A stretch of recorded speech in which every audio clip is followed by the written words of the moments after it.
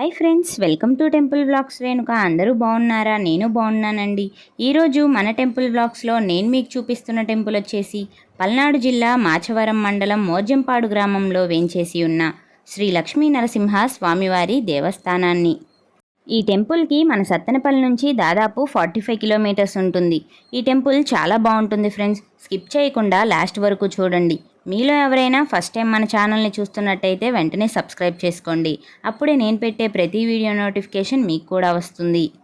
ముందుగా మోర్జంపాడు గ్రామంలోకి రాగానే శ్రీ లక్ష్మీ నరసింహ స్వామివారి దేవస్థానం మోర్జంపాడు గ్రామం అనే స్వాగత తోరణం కనిపిస్తుంది. ఈ దారిలో కొంచెం ముందుకు వెళ్తే ఈ టెంపుల్ ఉంటుంది. ఇదే ఫ్రెండ్స్ శ్రీ లక్ష్మీ నరసింహ స్వామివారి దేవస్థానం. ఈ టెంపుల్ మొత్తం చూస్తూ స్వామివారి యొక్క విశిష్టత అలాగే చరిత్ర గురించి తెలుసుకుందాం. పూర్వం 300 సంవత్సరాల క్రితం తుమ్మల చెరువు గ్రామంలో దంజీ నాయకుడు అలాగే ధర్మపత్ని లక్ష్మీబాయి అనువారు జీవిస్తూ ఉండేవాళ్ళు. వాళ్ళు రోజువారీ పని కోసం బ్రాహ్మణపల్లి గ్రామంలోకి వెళ్ళి వస్తూ ఉండేవారు. ఇలా ఒకరోజు పనికి వెళ్ళి వస్తూ ఉండగా మార్గం మధ్యలో ఒక పొదచాటున మూటలాగా కనిపించింది లక్ష్మీబాయికి. ఆ మూటను చూసి ఏమిటో అని ధన్జీ నాయక్ దగ్గరికి తీసుకొని వచ్చింది. దానిని చూసి ధన్జీ నాయక్ అందులో ఏముందో అని అక్కడే పడేయమన్నాడు. లక్ష్మీబాయి తీసుకెళ్లి పడేయగానే ఆమెకి కళ్ళు పోతాయి. అప్పుడు ధన్జీ నాయక్కి ఆశ్చర్యం వేసి ఇదేమి మాయ, దీనివల్ల ఇలా అయ్యిందేంటి అని మళ్ళీ అక్కడికి వెళ్ళి ఆ మూటని తీసుకువచ్చాడు. వెంటనే ఆమెకి మరలా కళ్ళు వచ్చాయి. ఇదంతా ఏదో మాయగా ఉంది అని త్వరగా ఇంటికెళ్ళి ఆ మూటను ఇంట్లో పెట్టారు. మరుసటి రోజు ఆ మూటని తీసి చూశారు. అందులో యంత్రము, దీపారాధనకుంది, విభూది పండు ఉన్నాయి. వీటిని చూసి ఇవి మనకి పనికిరావు అని మూట కట్టి ఇంట్లోనే ఉంచారు. కొంతకాలం తరువాత ధన్జీ నాయక్కి శ్రీ లక్ష్మీ నరసింహస్వామి వారు స్వప్నంలో కనిపించి, నరుడా, నేను నరసింహస్వామిని, మీ ఇంటికి వచ్చి ఉన్నాను. నాకు కనుక పూజ చేసినట్లయితే నీకు కావాల్సినటువంటివన్నీ సమకూర్చుతాను అని స్వప్నంలో చెప్పాడు. తరువాత ఆ విధంగా స్వామివారికి పూజా కార్యక్రమాలు చేస్తూ ఉన్నారు. ధన్జీ నాయక్కి సంతానము లేదు. స్వామివారిని సంతానం ఇవ్వమని కోరారు. కొన్నాళ్ల తరువాత స్వామివారి అనుగ్రహంతో పిల్లవాడు పుట్టాడు. ఆ పిల్లవాడికి రూడా నరసింహుడు అనే పేరుతో నామకరణం చేశారు. ఇలా ఉండగా కొన్నాళ్ళకి స్వామివారికి పూజ చేయటం మర్చిపోయారు. మరలా స్వామివారు స్వప్నంలోకి వచ్చి పూజలు ఎందుకు చేయట్లేదు అని ప్రశ్నించారు. అప్పుడు ధన్జీ నాయకుడు ఇలా అంటాడు, అయ్యా, నాకు ఇల్లు గడవటానికి చాలా కష్టంగా ఉంది. మరి నీకు ఎలా పూజ చెయ్యను స్వామి అని అంటాడు. దానికి స్వామివారు కరుణించి నీకు ధనము చేకూరుస్తానని చెప్పారు. ఈ స్వప్నాన్ని వారు మర్చిపోయారు. స్వామివారికి పూజలు చేయటం మానుకున్నారు. ఒకరోజు స్వామివారు అలాగే లక్ష్మీదేవి అమ్మవారు ఆవేశంగా వచ్చి, మీరు మాకు పూజలు చేయట్లేదు కాబట్టి ఇప్పటి నుండి నా పూజలు చేయడానికి మీరు అర్హులు కారు అని అంటారు. మీకు 5 తరాల వరకు ఒక్కొక్క సంతానమే కలిగి ఇబ్బందులు పడతారని శపించారు. అప్పటి నుంచి స్వామివారికి పూజా కార్యక్రమాలు జరగలేదు. ఇక 5వ తరంలో భీమ్లా నాయక్ అలాగే అతని చెల్లెలు భీమ్లాబాయ్ ఉండేవాళ్ళు. చెల్లెలికి జబ్బు చేయగా ఎక్కడికి వెళ్ళినా గానీ జబ్బు తగ్గకపోగా ఇంటికి తీసుకువచ్చారు. ఈ విధంగా చాలా రోజులు గడిచిపోయాయి.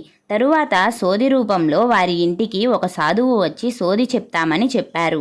చుట్టుపక్కల వారంతా కూడా ఈ సోది చెప్పటం విన్నారు. ఈ సోది రూపంలో శ్రీ లక్ష్మీ నరసింహస్వామి వారు వచ్చారు. నేను నరసింహస్వామిని, నేను నీ ఇంట్లో ఉన్నాను. 5 తరాల నుంచి నా పూజా కార్యక్రమాలు జరగలేదు. ఈ తరం నుండి నా పూజా కైంకర్యాలు జరిపించుకోవాలని నీ సన్నిధికి చేరాను. భీమ్లాబాయికి చేసిన జబ్బుకి కూడా నామాయే అని చెప్పారు. ఆ యంత్రమును తీసి శుద్ధి చేసుకొని దీపారాధన చేసి సాంబ్రాణి వేసినచో నా వృత్తాంతము తెలుపుతానని స్వామివారు చెప్పారు. శనివారం రోజున స్వామివారి యంత్రాన్ని తీసి శుద్ధి చేసి దీపారాధన చేసి సాంబ్రాణి వేసిన వెంటనే భీమానాయక్ ఆవేశంతో గోవిందా గోవిందా అంటూ గోవింద కొడుతూ స్వామివారి వాక్కు ప్రదానం చేశారు. అప్పటి నుండి ప్రతి శనివారం కూడా ఉపవాసంతో సాయంకాలం సాంబ్రాణి ధూపం వేసిన వారికి పరిహారాలు చెప్తారు. స్వామివారు చెప్పినట్లుగా నియమనిష్టగా పాటించి పూజా కార్యక్రమాలు చేసిన వారికి కావాల్సినటువంటివన్నీ కూడా స్వామివారు సమకూర్చేవారు. 1957వ సంవత్సరంలో మాఘమాసం శుద్ధ దశమి రోజున గ్రామ పెద్దలచే స్వామివారికి శిలలు తెప్పించి విగ్రహాలను ప్రతిష్ఠింపజేశారు. ప్రతిష్ఠించిన తరువాత స్వామివారికి కళ్యాణ మహోత్సవం జరిపించాలని గరుడ వాహన సేవ చేసి స్వామివారికి కళ్యాణం జరిపించారు. ఇలా ప్రతి సంవత్సరము మాఘమాస శుద్ధ దశమి రోజున స్వామివారికి కళ్యాణం జరుగుతుంది. అలాగే ఊరిలో ఎడ్ల పందెములు, కోలాటం, భజనలు, సాంఘిక, పౌరాణిక నాటక ప్రదర్శనములు జరుగుతాయి.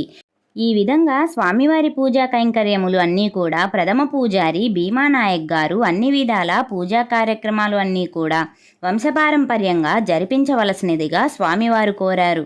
తర్వాత భీమానాయక్ కుమారుడు అంకుల్ నాయక్ గారు పూజా కార్యక్రమములు జరిపెను. ఇలా వంశపారంపర్యంగా స్వామివారి ఉత్సవాలను జరిపిస్తూ ఉన్నారు. ఇదే ఫ్రెండ్స్ శ్రీ లక్ష్మీ నరసింహ స్వామివారి స్థల పురాణం. మరి మీ అందరికీ ఒక డౌట్ వచ్చే ఉంటుంది, ధనంజయ్ నాయక్ ధర్మపత్ని లక్ష్మీబాయికి యంత్రం మూట దొరికింది కదా, ఆ యంత్రం మూట అక్కడికి ఎలా వచ్చింది అని. అక్కడికి ఆ యంత్రం మూట ఎలా వచ్చింది అంటే, పూర్వం బ్రాహ్మణపల్లి గ్రామములో గ్రామ పెద్దలందరూ కలిసి దేవాలయమును కట్టించడానికి నిర్ణయించుకున్నారు. ఒక ఆచారి వద్దకు వెళ్ళి, మేము ఒక ఆలయాన్ని నిర్మించడానికి సిద్ధంగా ఉన్నాము, మీరు ఏ యంత్రం తయారు చేస్తారో ఆ యంత్రాన్నే తయారు చేయమని చెప్పారు. ఆచారి గారు నరసింహస్వామి యంత్రాన్ని చేస్తానని చెప్పారు. అలాగే తయారు చేయమని గ్రామ పెద్దలందరూ వెళ్ళిపోయారు. ఆచారి గారు నియమనిష్టలతో యంత్రాన్ని తయారు చేశారు. ఎప్పటికీ గ్రామ పెద్దలు తిరిగి రాలేదు. అందుకని ఆచారి గారు తయారు చేసిన యంత్రాన్ని ఇంట్లోనే పెట్టుకొని పూజ చేస్తూ ఉన్నాడు. కొంతకాలానికి ఆచారి గారు కాలం చేశారు. వారి కుమారుడు ఆ యంత్రానికి పూజలు చేయలేక యంత్రం తీసి దీపారాధనకుంది విభూది పండు మొత్తం కలిపి మూట కట్టి ఊరు బయట పడేశాడు. అలాగా ఆ స్వామివారి యంత్రం మూట ఆ పొదచాటులో చేరింది. మరి మోర్జంపాడుకి ఎలా చేరిందంటే, ధనంజయ్ నాయక్ గారి తరువాత శాప విమోచనం అయ్యాక 5వ తరం వాళ్ళు భీమానాయక్, భీమ్లాబాయ్ వాళ్ళు వారి బంధువుల ద్వారా మోర్జంపాడుకి రావడం జరిగింది. అలా ఇప్పటికీ మోర్జంపాడులో స్వామివారిని ప్రతిష్ఠించి 70 సంవత్సరాలు అవుతుంది. ఈ ఆలయంలో విశేషం ఏంటంటే, సంతానం లేని వారికి స్వామివారు సంతానం అనుగ్రహిస్తారు. అలాగే అనారోగ్య సమస్యలతో బాధపడే వారికి ఆరోగ్యం కలిగిస్తారు. ఇక్కడ స్వామివారి చెంత మనం కోరిన కోరికలన్నీ స్వామివారు తీరుస్తారు. స్వామివారి అనుగ్రహంతో అనుకున్న వారికి అనుకున్నది తప్పకుండా జరుగుతుంది. మోర్జంపాడు చుట్టుపక్కల గ్రామ ప్రజలంతా స్వామివారిని దర్శించుకుంటారు. ఇక్కడి ప్రత్యేకత ఏంటంటే, స్వామివారి విభూదిని ప్రసాదంగా భావించి భక్తులు స్వీకరిస్తారు. ప్రతి సంవత్సరం కూడా స్వామివారికి కార్తీక పౌర్ణమి రోజు గరుడోత్సవం చేస్తారు. మాఘమాసంలో స్వామికి కళ్యాణ మహోత్సవం జరుగుతుంది. అప్పుడు భక్తులు స్వామివారి మాలను ధరిస్తారు. ప్రతి శనివారము కూడా స్వామివారి మూల విరాట్ విగ్రహానికి పంచామృతాలతో అభిషేకం చేస్తారు. అలాగే ప్రతి శనివారము కూడా స్వామివారికి భక్తులు పాల పొంగళ్లను సమర్పిస్తారు. సాయంత్రం పూట భజన కార్యక్రమం కూడా జరుగుతుంది. స్వామివారికి జరుగుతున్నటువంటి అభిషేక కార్యక్రమాన్ని మీరు కూడా దర్శనం చేసుకోండి. మీలో ఎంతమందికి ఈ స్వామివారి టెంపుల్ తెలుసో కామెంట్ చేయండి. అలాగే గుడికి రావాలని ఉండి రాలేనటువంటి వారి కోసం ఈ వీడియోని షేర్ చేయండి. ఇలా అయినా స్వామివారిని దర్శించుకునే భాగ్యం వారికి కూడా కలుగుతుంది. ఈ ఆలయానికి ఎదురుగా కళ్యాణ మండపం కూడా ఉంది.